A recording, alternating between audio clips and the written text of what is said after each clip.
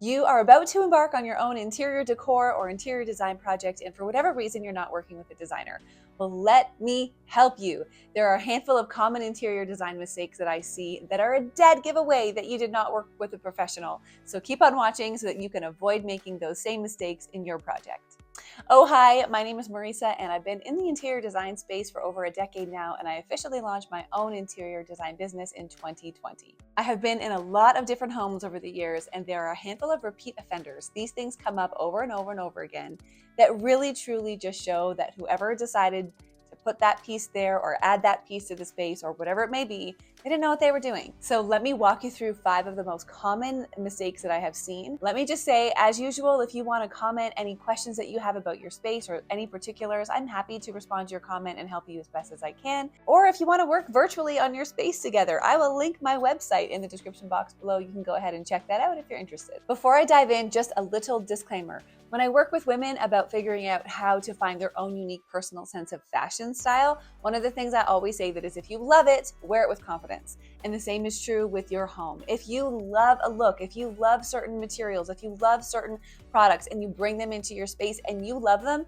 even if they break all the rules, do it with confidence. It's your space. Your home needs to be a reflection of you. It doesn't have to always check all the boxes and follow all of the rules that interior designers follow for the space to be quote unquote perfect. Design is an individual expression, and since your space is yours is the only opinion that matters. Okay, so let's dive into the top 5 mistakes. Number 5 is the worst in my opinion. The first one is an incohesive design plan. Let me explain. Say you fall in love with a certain tile, like this one, and you think, oh my goodness, I want to make sure I include this tile in my kitchen design. So then you start looking for other tiles you can incorporate that will coordinate or match the current one you have found and fell in love with. And say you pick this one as an example. Well, what you've done without realizing it is you have picked a French provincial style tile and a Moroccan style tile, and you are going to pair those together in your space.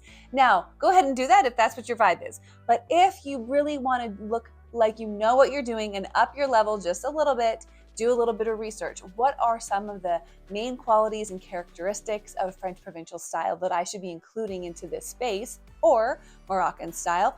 Or if you thought you were heading in a totally different direction to begin with, then don't even use those styles and start from scratch. Pairing different styles takes some intentionality and some rationale, and if that isn't considered, it's usually a dead giveaway that really all we did was pick 2 tiles that had a color that coordinated one another. Do a little bit of research and give yourself some knowledge base when you're making that decision to pair 2 very different styles together so that it can be done with intention. And even if you're working with a more eclectic design, you can pull it off really well. So back to these 2 tile examples. One of the differences between the Moroccan style and a French provincial style is the color palette.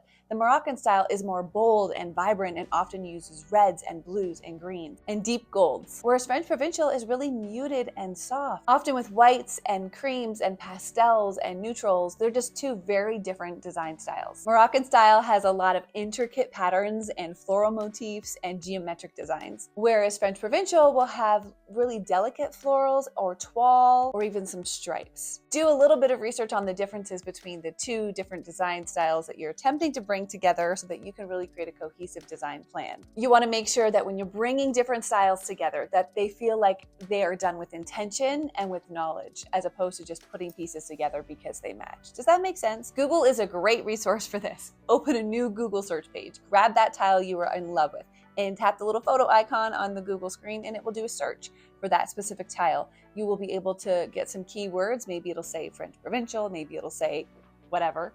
And then you could do a little bit of deep dive on what is the key characteristics of that style, what qualities are involved in that style, what else should I be pairing with a tile that is like this in order to stay true to the original design. And if you do all your research and decide you want to pair 2 total opposite styles together, no problem. Do a little bit more research. How can I pair 2 very opposite styles together and make it look like it was intentional and well thought out, as opposed to just a happy accident? Number 2 is not understanding color theory, or at least not knowing how to apply it when it comes to interior design and decor. I've seen so many times when there are beautiful pieces that are selected, whether it's paints or tiles or flooring or cabinetry, kitchen countertops, whatever it may be, but what wasn't considered was the undertone. And so we have a bunch of cool undertone tiles and cabinetry, let's just say, paired with like warm woods and warm paint colors, and there wasn't really much thought given to like, how can we make all of this work really well together? Generally speaking, you want to keep your undertones in the same family. If you want more warm, you're going to want to kind of lean everything into the more warm side. If you love cool, you're going to want to lean everything into the cool undertone family. Sometimes you can mix the two, but again, it's got to be done with intention and with purpose, really knowing what you're doing and why you're mixing those two undertones together.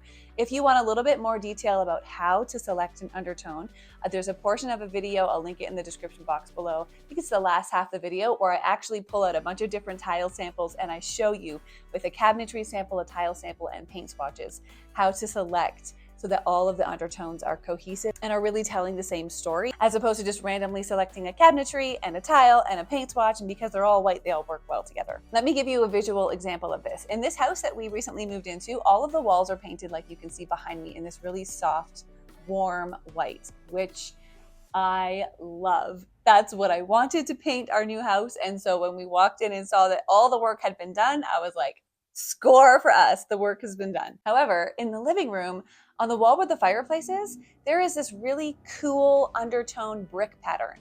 And it drives me crazy because you could tell that either they didn't pick the brick at the same time as the paint or vice versa.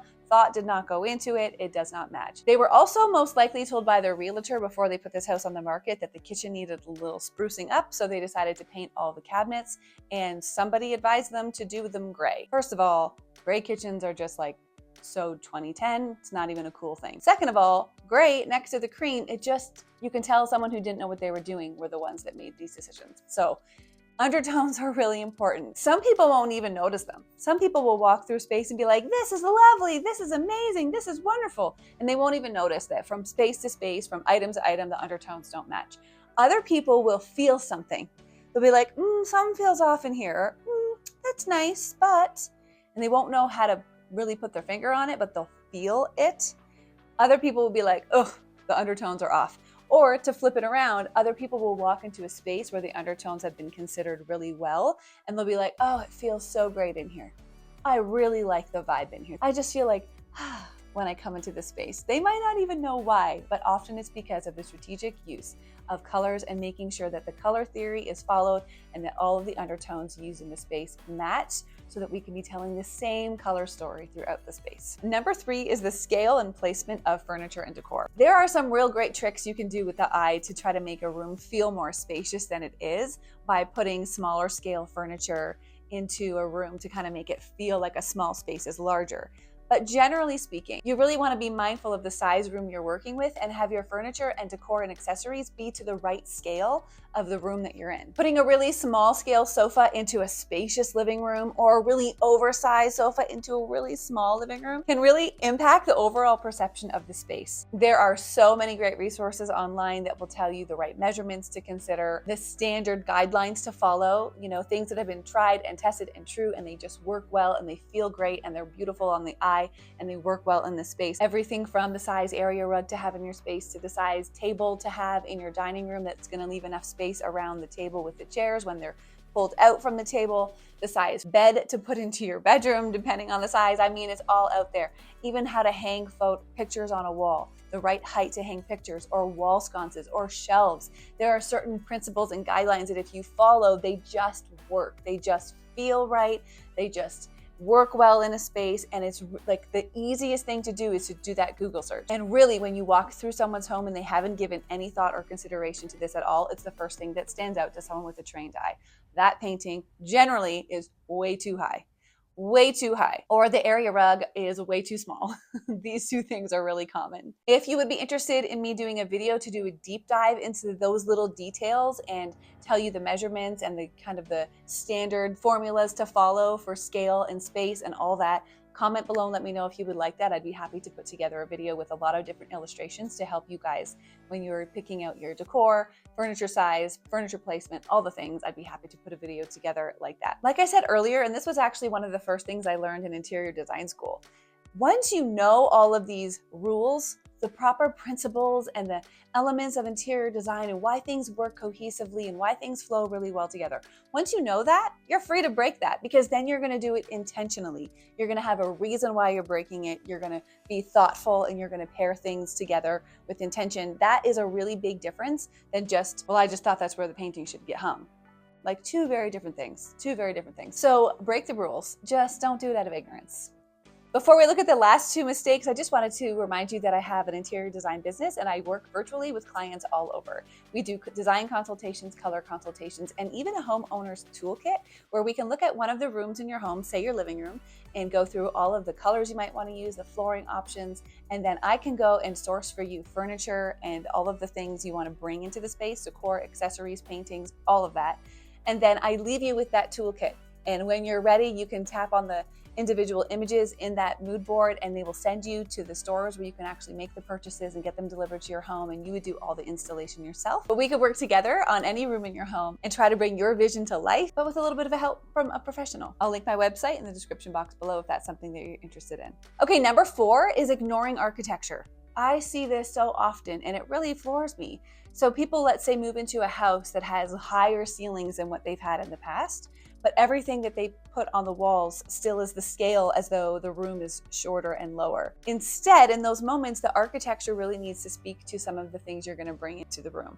So you might want to go with a really oversized painting or an oversized print on your walls. You might want to get a really large faux fake tree that's taller than what you normally would have had in the past in order to take into account the shape and the structure that is the room that you're now living in. I see this happen often in churches too, where there's certain traditional elements that are included in a church, and often it's like, let's pretend that doesn't exist and let's put all of the items in this space that we want to make it feel modern and relevant and cool, and as a result the space actually ends up feeling a little bit like cold and uninviting, and the consideration wasn't given to how can we make something look fresh and modern but also be true to the architecture that the space has. And if you can be really intentional and bring items into your space that are going to accentuate the architecture while still remaining true to your style and the direction you want to go, that's going to be like a huge win. People walk through your home, they'll be like, did a designer help you do this? And that's a win for you. So much of what I'm talking about today is actually something that results in the people that are in the space having a certain feeling. It's just a general sense of like, oh, I feel really good in this room, or wow, this just feels lovely. Like often people without an education in the specific elements of interior design, they won't be able to put their finger on it, but they will feel a certain way because we react to the spaces that we're in. We react to the colors that are around us. We react to the environment that we're in. And so when people come into your home and they're like, oh, it just feels so nice in here, that's one of the biggest compliments that you can get. Okay, and last but not least, and this is the biggest mistake that I see, the biggest by far, is copying other people. Let me clarify what I mean. There is a huge difference in looking on Pinterest or Houzz or interior design blogs or magazines and looking at styles and being inspired, grabbing collections of images to say, ooh, I really like what this feels like and I really like this, and creating like almost like a mood board of what you're after, but then using that just as the springboard to then go and create a space that's unique to you, that feels like you, that's a true expression of you. It's your home. It should reflect you and it should feel like you when people walk into it. That is very different than opening up any of those kind of apps or magazines, saving the images you like, and then literally going out and just executing what somebody else has already done. That doesn't take creativity. That doesn't take an eye. That doesn't take any sort of intentionality. It really is just like looking at a picture and saying, I'm going to copy that and put it in my room. Just don't. One of the very first exercises I do when I work with clients is I have them save some images that they love of a space. So say we're doing a kitchen renovation. Save some kitchens that you love onto Pinterest. Let's get a collection of images that you love. Don't worry about the style. Don't worry about all the colors. Just if something jumps out at you and you love that kitchen, save it. Once there's a collection together, then we go through it together. And I begin to notice the commonalities, and this is what I would encourage you to do as well. What can we learn from this collection of random kitchens that's actually going to speak to your personal design style?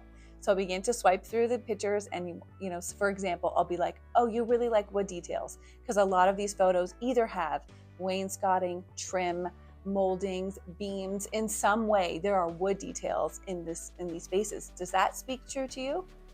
And often in this exercise, people are like, yes, that is what it is. I love when there's these other wooden elements. Okay, now let's keep going and let's look. Okay, what I'm seeing is you actually seem to really have a love for an L-shaped kitchen. So all of these different styles of kitchens are here, but you really like this specific shape. So let's talk about that. And in the process of looking at the collection of images, we can really be inspired to go deep and figure out what is it we love? What is our unique style? What is it that we're drawn to? And then we can put together a design plan that is going to be a beautiful reflection of you, as opposed to just copying and pasting what we see that someone else has done. I hope that this video has been helpful for you. And if you are in the process of decorating your own space or doing your own interior design project, I am cheering you on.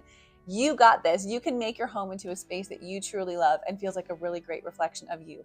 If you wanted to work together, my website is linked in the description box below, marisaandersondesign.com. Get in touch and we can start the conversation. If you like this video, I would love it if you would give it a thumbs up. If you haven't already, why not tap subscribe? I post videos here weekly all about developing your own personal style, whether that's through what you wear or how you decorate your home. I'd love for you to be a part of this growing community. I hope you guys have an awesome day. We'll see you back here next time at I Am Loved.